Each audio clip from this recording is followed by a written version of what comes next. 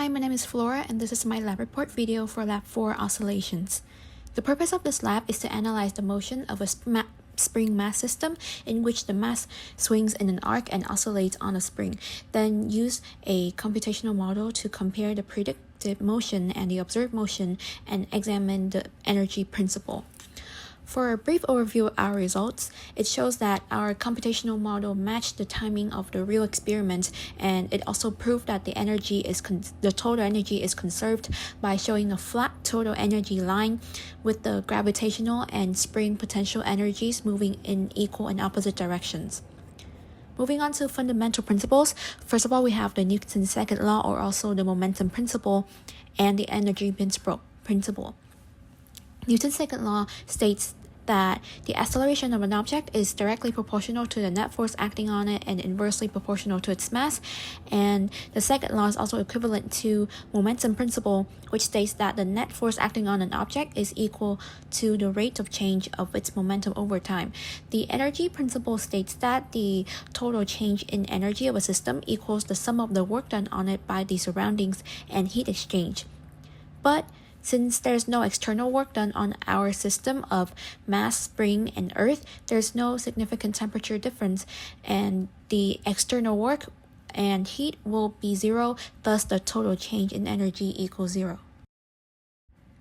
The total system energy is broken down into individual components, including kinetic energy, 1/2 mass times velocity squared, then gravitational potential energy between mass and earth, which is mass times g times height, and spring potential energy, 1/2 times spring constant times stretch squared, and this sum up to zero. Besides, we also have velocity update formula and the position update formula coming from the momentum principle to update the position and velocity of mass every time step.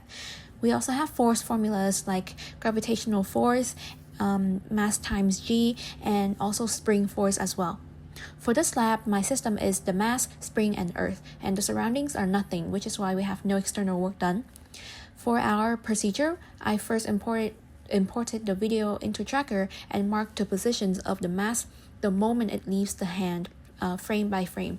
Then, using the starter code on GlowScript, I plug in all the necessary information, including initial conditions and formulas. Then I export the position data into a spreadsheet and upload the data file into GlowScript to analyze and observe the simulation. For the initial conditions, we set the time frame and calibrate the length using the given information in the pre-lecture video. We have the mass of 0.402 kilogram that was given, and we plugged that in our code.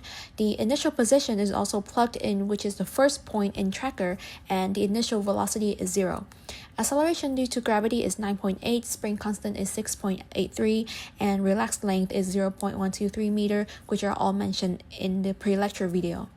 For the rest of the code, we first plug in the formula to calculate L hat, and S for spring formula.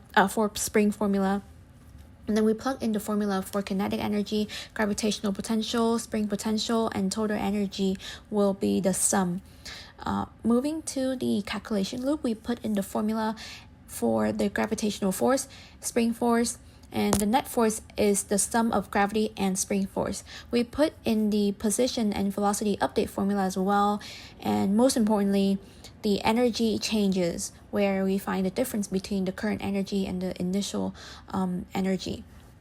Here's a graph generated that compares the individual energies and the total energy. We can see that the total energy is conserved throughout the simulation, while the gravitational potential energy and spring potential energy show equal and opposite oscillations. In the position graph, the model and the experiment closely matches in terms of period and timing, but there are also noticeable differences in the amplitudes due to potential sources of errors.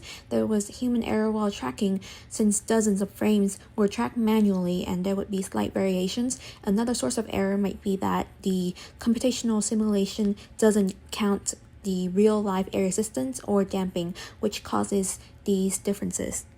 Moving on to discussion, is the energy principle satisfied?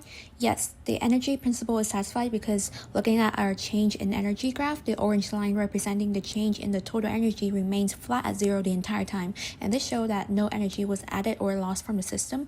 It also shows that when the gravitational potential energy decreases, then the spring potential energy increases by an equal amount. For the second part, using the data from tracker, we see that the estimated period of oscillation for X position is 1.670 seconds, and for Y position, it's 1.5 seconds. And this slight difference could be the result of air resistance or drag force that is constantly pushing against the mass in the real-life experiment. And that concludes the Lab 4 report, and thank you for your attention.